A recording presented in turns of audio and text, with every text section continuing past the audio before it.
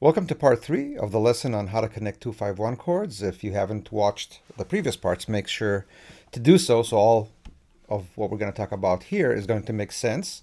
We're doing all the examples in the key of C, and just to briefly demonstrate the examples we have done, we have played these strict inversions of D minor 7 consisting only of the notes of what's in D minor 7 to G7 to C major 7. So we had this. And once again, there's a PDF below you can purchase that will illustrate all these chord shapes.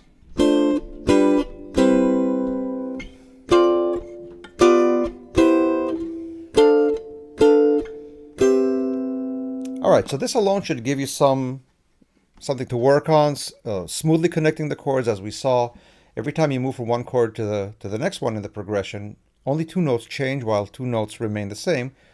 So that makes for a smooth transition. What is lacking a little bit in these is kind of a sense of color that we sometimes prefer in jazz. And to deal with that, we're going to change one of the notes to start with, and later we're going to change 2 notes, but we're going to start by changing one of the notes in the G chord.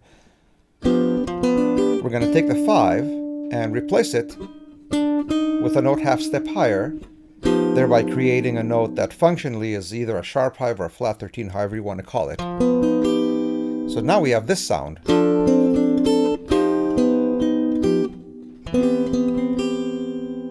it takes away a little bit of the harshness. I find this a strict 7th chord to have a little bit of a harsh sound. I like to color it up a little bit.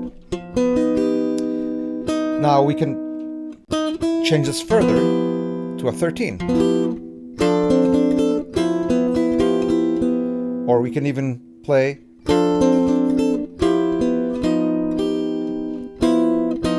move that 13 to flat 13 and finally to C major 7. But let's start with just the 13, flat 13.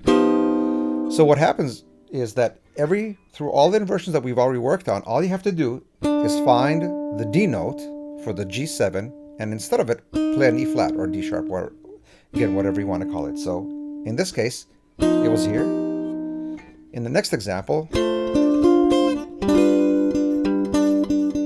it's here, so we're going to play this.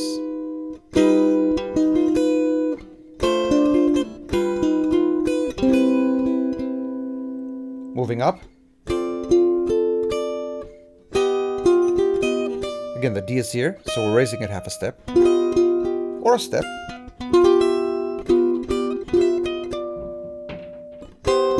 And C major 7. Now, this is an interesting situational instance where I actually don't like that transition. We're just doing it very mechanically, following the kind of the rule that we've kind of established, but I don't like the sound of it. So you don't have to play something that you don't like. This needs to be obvious, the most obvious thing. So instead of going here, which is kind of a weird sound, maybe it works actually, but move up to the next inversion. Move to something that does sound good to you. So, and finally,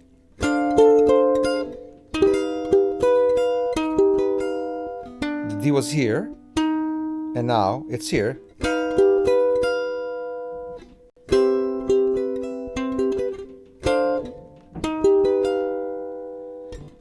A kind of a chord shape that you may not have thought of. And that's the whole thing about this.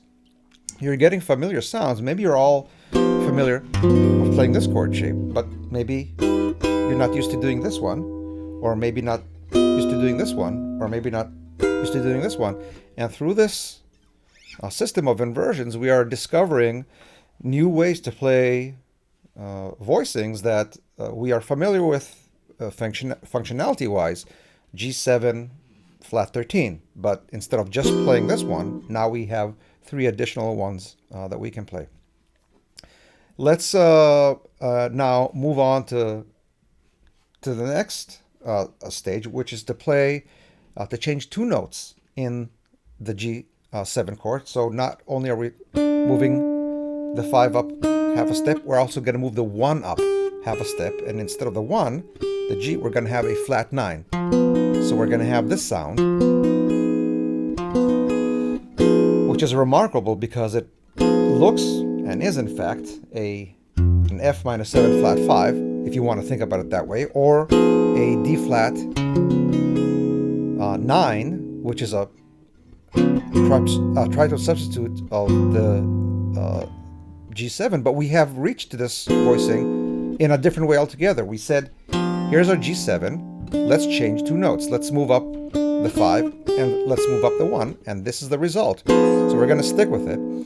And what's awesome about it is that if you studied your inversions of drop chords, then all you have to do is breeze through these inversions and you have readily available all these G7, flat 13, flat 9 chords available to you. Now let's put that in context of the progression. So here is,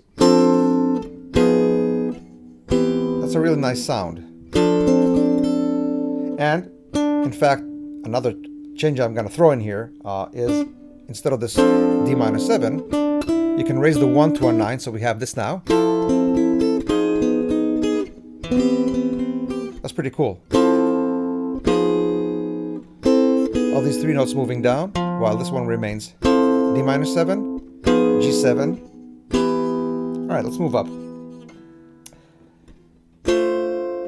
Here's our plain progression. Here's the one that is with the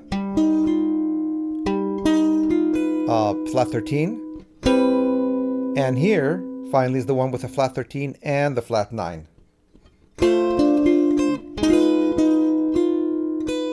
Now that's really nice.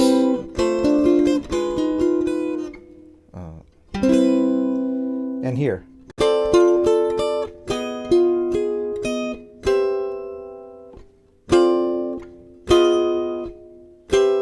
And once again, to remind you, there's a PDF below to purchase so you don't have to squint into the screen and what am I playing. This will be illustrated. And also to remind you that I have here on YouTube 2 free lessons about chord inversions and drop chords. So all of the background to how to create these chords is available to you also for free. So make sure to check that out. And finally,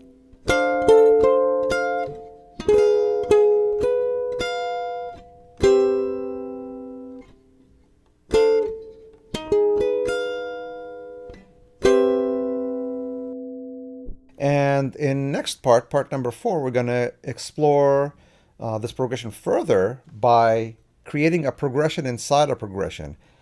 Here is our G7 chord, but we're going to make a little inside progression. A flat minor 7, D9, C. So I'll see you in part number 4.